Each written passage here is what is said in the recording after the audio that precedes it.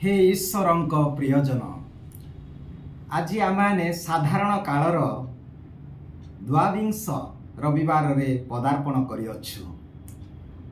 आजिर पठन गुड़िकरे आम्भान को प्रेरणा आसे जे स्वर्ग राज्य है आमर लक्ष्य। गत सप्ताह रे केउ माने स्वर्ग राज्य को जिबे ताहा जीशु शिक्षा दे कहिले संकीर्ण पथ दे गमन कर। आज प्रभु पुणी थरे से स्वर्ग राज्य विषय रे शिक्षा दे कहंती जे केउ माने से स्वर्ग राज्य रे प्रवेश करिवे। आजिर द्वितीय पठन कहे कौन से राज्य सेटा सिनाई पर्वत नुहे सेटा सियोन पर्वत सेटा जीवंत नित्यजीवी परमेश्वरंकर नगरी ताहा हेउची स्वर्गीय जेरुसालेम ताहा हेउची साधु संत मानकर स्थान ताहा होची सहस्र सहस्र देवदूत मानकर महोत्सवर समावेश साधु सिद्धि प्राप्त व्यक्ति मानकर समावेश सेही साधु संत मानक गहन रे सेही पवित्र रक्त निकट रे से ईश्वरंकर सानिध्य रे किए प्रवेश करि पारिबो केउ माने सेही स्वर्ग राज्य स्वर्गीय जेरुसालेम रे प्रवेश करिवे। आजिर प्रथम पठन तृतीय पठन कहे जे नम्रशील व्यक्ति माने केवल सेही स्थान रे सेही प्रभुंक सानिध्य रे रहि पारिबे। प्रथम पठन सिरा ग्रंथ द्वारा प्रभु आमान को कहंती जे ईश्वर जदियो महान हेले से निजको केड़े नम्र कले।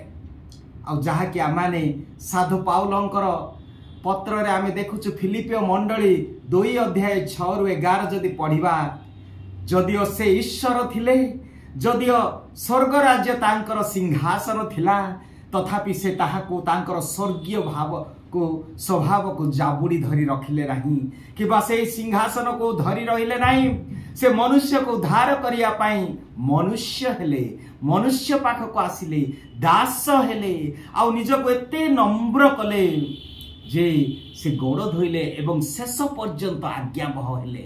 तेणु प्रभु तांको एते उच्च स्थान रे उन्नीत कले जे स्वर्ग मर्त्य पाताल समस्ते जानुपात करिबे एवं प्रत्येक जिह्वा स्वीकार करिबो जे से प्रभु अटंती। अतएव देखंतु आमर ईश्वर एते निजको नम्र कले एणु आज तांको एते उच्च पद स्थान रे तांको स्थापित करा जायछि। से हेउछन्ति आमर प्रभु निजको एते नम्र कले गोड़ धोइले शिष्य मानकर एवं ताहाई करियाकु से कहले। अतएव नम्रतार ईश्वर 11 अध्याय रे हमें देखुछु माथ्यू 11 अध्याय 28 पद 29 पद रे लेखा अछि मु नम्रशील मो ठारु शिख। अर्थात आमर ईश्वर जड़े शिक्षक हिसाब रे कोन सिखांती नम्र हेबा पाई नम्र हो कारण मु नम्रशील।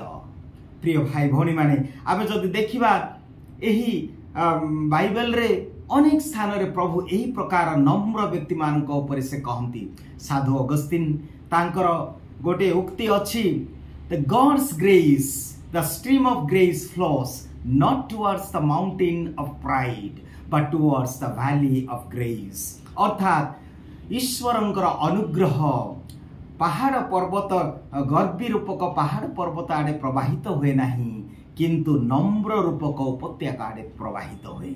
अर्थात नम्र व्यक्ति हेबा पई आज प्रभु मान को आह्वान करंती।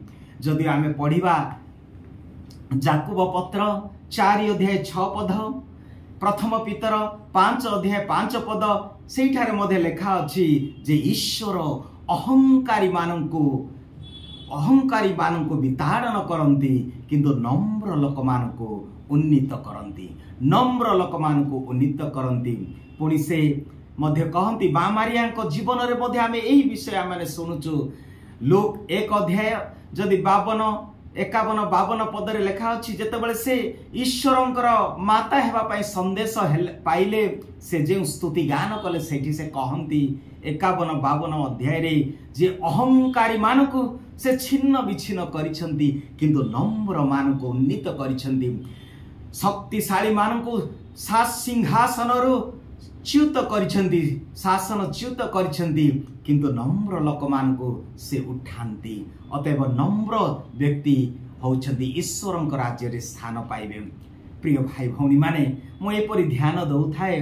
ध्यान देवा समय जड़े व्यक्ति आसी मते कहले, फादर के जानी कहीं केतेबेले केमिति मो मनरे एपरि भावना आसे जे प्रभु मोर प्रार्थना सुनु नाहंती। तापरे मु पचारली, तुमे कौन चर्च को जाओ कि तुमे व्यक्तिगत प्रार्थना करो कि?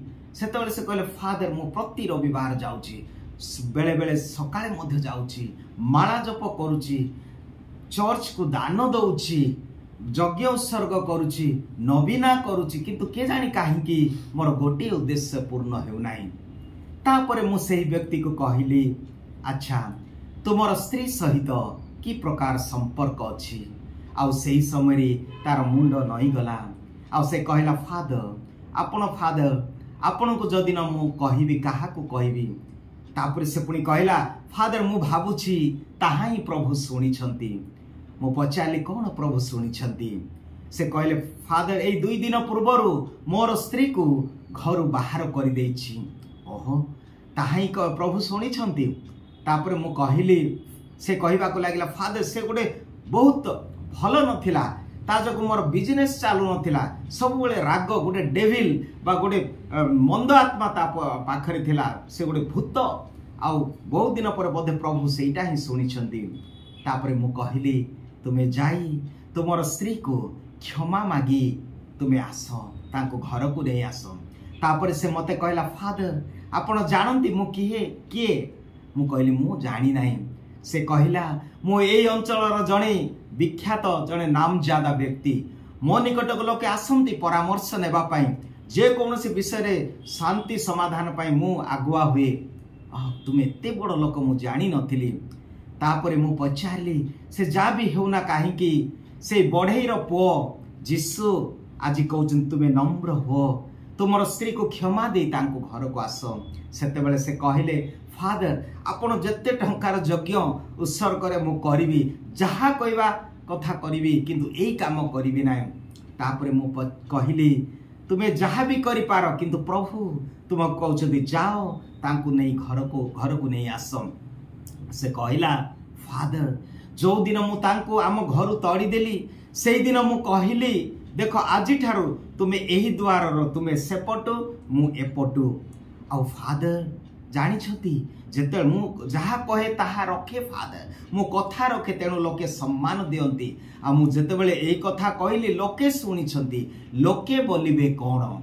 मु कहली, लोके जहा भी कहतु, किंतु प्रभु जीशु कहउछन्ति तुमे जाओ नम्र ही तुमर स्त्री को क्षमा दे तुमे नहीं आस घर को। किंतु से सुनिला नाही। ए फादर माने तो नम्र हो, क्षमा दियो, ए कथा कहबे कहि से चली गला। सेही दिन संध्या समय रे गोटे फोन कॉल आसिला, मते हॉस्पिटल को जीवा को पड़िथिला। आ जेतले मु हॉस्पिटल गली, मु देखिली ए होउछन्ति सेही व्यक्ति जे मोठारू आसीथिले।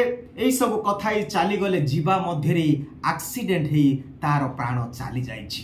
कहंतु भाई भौणी माने, एई व्यक्तिर आत्मा केउठी की जीव? हुए तो प्रभु शेष थर पाई सुजोग देइथिले मन परिवर्तन करी, अनुताप करी, निजको नम्र करिवा पाई, किंतु से सुनिला नहीं। से निजर गर्व, निजर अहम को धरी रखिला, जारी फल रे आज तार दशा कौन हैला, केउठी की तार आत्मा जीव। प्रिय भाई बने, गर्व अहम आम कथा को आम जिद खोर आमे हो, निजको नम्र करि न थाओ। तेणु आज प्रभु कहउछन्ति जे नम्रर विपरीत हैला गर्व। आमे जानुछु बाइबल रे जो माने गर्वी हेले से माने कोन हेले? 11 अध्याय उत्पत्ति ग्रंथ बा आदि पुस्तक जदि पढ़िबा 11 अध्याय, सेही जनता चाहिले कि आमे सेही समय एक भाषा व्यक्ति लोक माने वास करथिले। से माने निजको नाम रखिया पाई से माने एक नगर गगनस्पर्शी नगर निर्माण करिया कहले। आ जेपरि केही तांको विताड़ित करि पारिबे नाही तांकर नाम रखिया पाई। किंतु प्रभु जानिले सेमानकर मनर कल्पना, मनर योजना, आउ से आसी सेमानक मध्य से भाषा को विभेद कले, आउ सेमाने से दुर्ग निर्माण करि पारले नाही।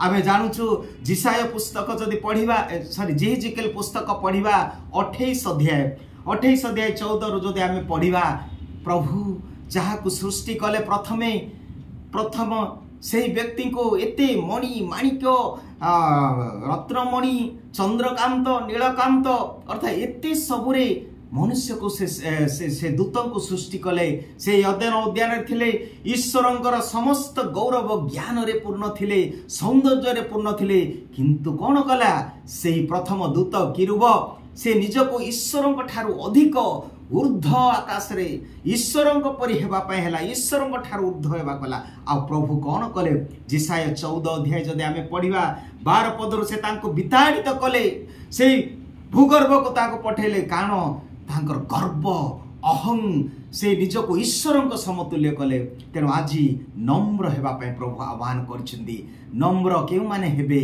नम्र किपरि हेबा आजिर सुसमाचार ताहा दिया जाइछि जेतेबेले तुमको कौनसी भोजीर तुम आयोजन कर प्रथम स्थान ग्रहण कर नाई जे निजको पछ स्थान निजको छोट मने करिवो से ईश्वरंक सम्मुखरे बड़ हेबो फारुसी माने सब बेले निजर प्रमुख स्थान ग्रहण करिया पय से माने आगो को आस्थिले भोजी भातरे विवाह भोजी बा अन्य भोजी गुडा करे से माने केवल जो माने तांको चिन्हिबे सम्मान से मानकर थिबो सेही व्यक्ति मानकु से माने केवल निमंत्रण करुथिले आ जीसु ताहा लक्ष्य करी कहिले जे एई व्यक्ति माने से विवाह भोजी बा से ईश्वरंकर राज्य से अनंत कालीन राज्य रे से माने प्रवेश करिवे नाही किंतु जो माने जेतेबेले जणे तुमे एई प्रकार नैश्य भोजन को जेतेबेले तुमे निमंत्रण कर अंध विकलांग गरीब दरिद्र मानक दान कर डाक जो मान ठार तुम्हें आशा करिबो नाही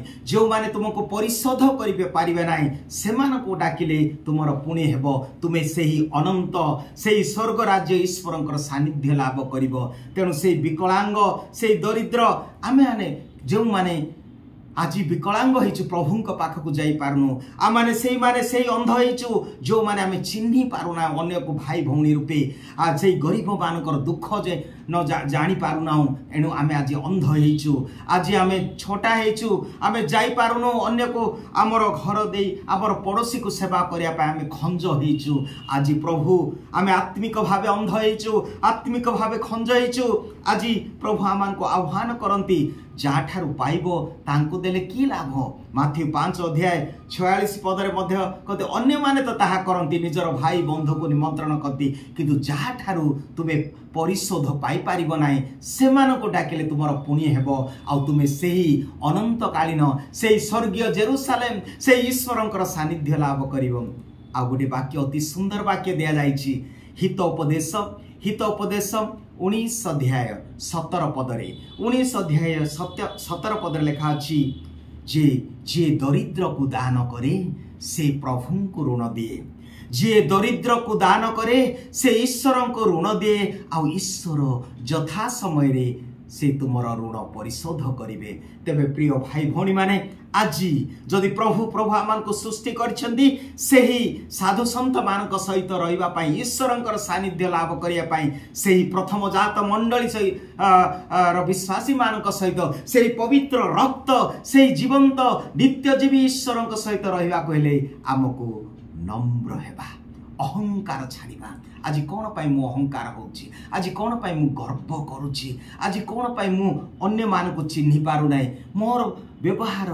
मोर संपर्क मोर चिंताधारा ए गरीब दुखी मान प्रति की प्रकार अच्छी सेवार मनोभाव अच्छी कि ना मु निजको बड़ मने करूची आसंतु निज निजको समीक्षा करिबा एवं नम्र करिबा जेपरि आमे दिने सेही प्रभु को राज्य रे स्थान पाइबा प्रभु आम समस्त को आशीर्वाद करंतु आमेन।